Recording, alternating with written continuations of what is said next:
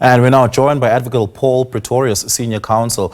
Advocate, thank you so much for your time. Really do appreciate it. You have extensive experience thinking through complex corruption matters, having served as an evidence leader for the Zondo Commission of Inquiry looking into state capture.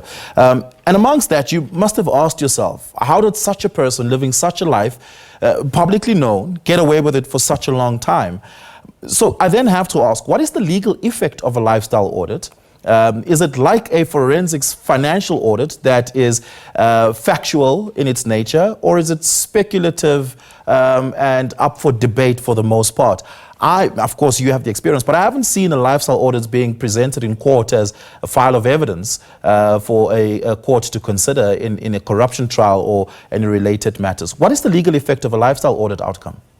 Well, the mere possession of wealth or property or other items of value is not in itself criminal unless it can be linked to some criminal act.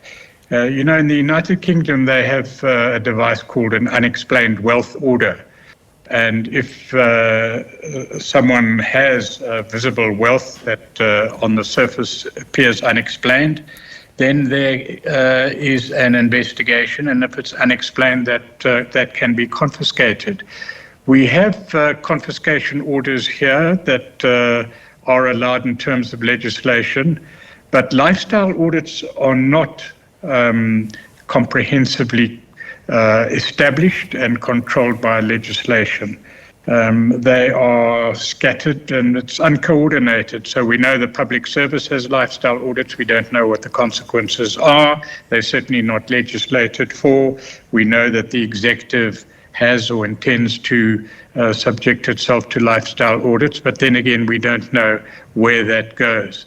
So unless and until there's comprehensive legislation that deals with unexplained wealth and empowers law enforcement agencies to interrogate and act on that, a mere lifestyle audit in itself is not helpful. And that goes for our whole anti-corruption system at the moment. It's scattered and uncoordinated and in need of reform. Reforms have been spoken about, but it's a comprehensive reform that is required.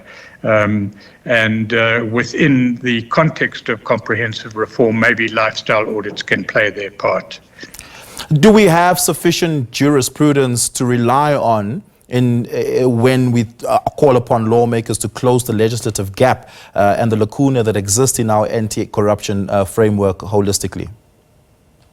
Well, let's look at the landscape. We have the recommendations of the Zondo Commission. It recommended a permanent commission to investigate and publicly expose corruption, make recommendations and findings for the use of the president. That is a watchdog type body. We have NACAC, the Anti-Corruption Committee appointed by the President, which has recommended an Office of Public Integrity, also a watchdog, investigative and reporting type body. We have the Private Members Bill before Parliament, which has recommended or seeks to introduce a guard dog that is a investigative and prosecutorial agency. What is important about all these bodies is capacity, independence, and a political will backing them. And I'm afraid it's not immediately apparent that there's an overwhelming desire for implementing this. The Zondo recommendations came before the President in 2022.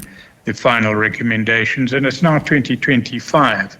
So essential for an anti-corruption body or series of bodies, firstly, political will, and secondly, it must be done. There must be a sense of urgency about that, and we don't have that, to my mind, at the moment. Yeah.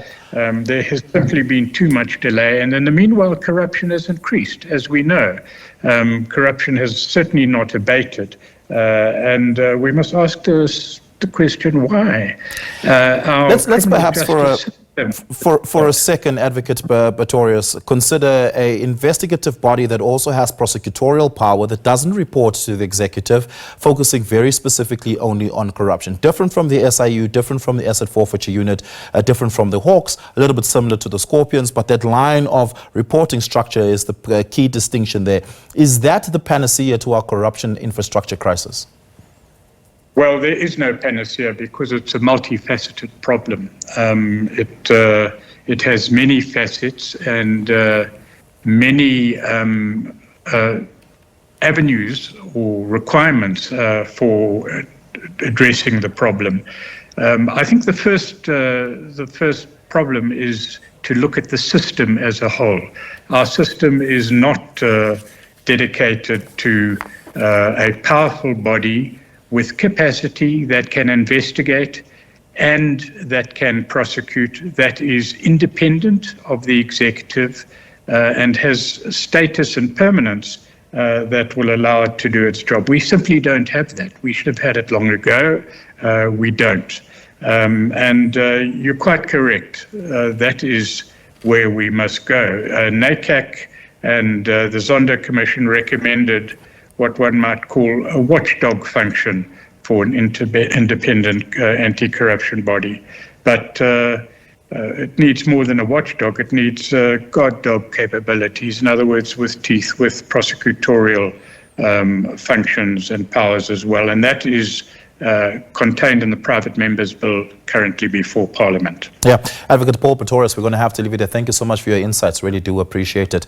Advocate Paul Pretorius, Senior Counsel, served as an evidence leader for the Zondo Commission of Inquiry.